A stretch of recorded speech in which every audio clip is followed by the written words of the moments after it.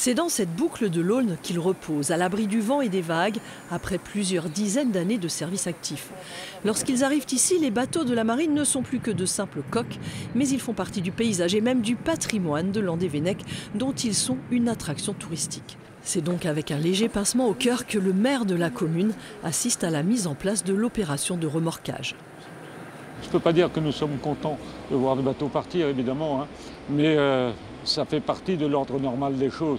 Les bateaux ne doivent pas en fait croupir ici ad vitam aeternam. Hein. Et puis nous savons que la marine a l'intention de nous ramener des bateaux. J'en veux pour preuve simplement qu'ils ont agrandi la zone de mouillage il y a quelques années. Hein. Aujourd'hui, c'est le grand départ pour le Verseau et la Capricieuse, deux anciens chasseurs de mines.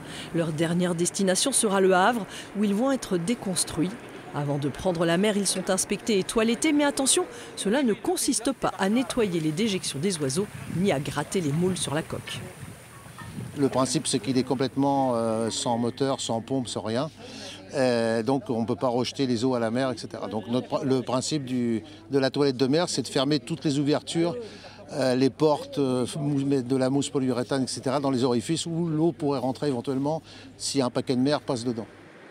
Landévennec sert de zone de stockage pour les bateaux des armées de la marine qui attendent d'en avoir suffisamment à déconstruire pour négocier des contrats intéressants avec les chantiers.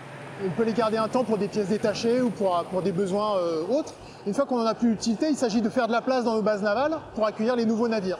C'est pour ça qu'il est intéressant de passer par la phase de déconstruction, ce qui permet de les valoriser, d'avoir une démarche aussi intéressante au niveau environnemental et de clore ce cycle de vie du navire. Une fois arrivés au Havre, les coques seront découpées en morceaux et envoyées à la fonderie. On retrouvera leur acier dans des rails de chemin de fer ou des caddies de supermarché. Quant au cimetière de Landévennec, il risque de paraître bien vide dans les semaines à venir.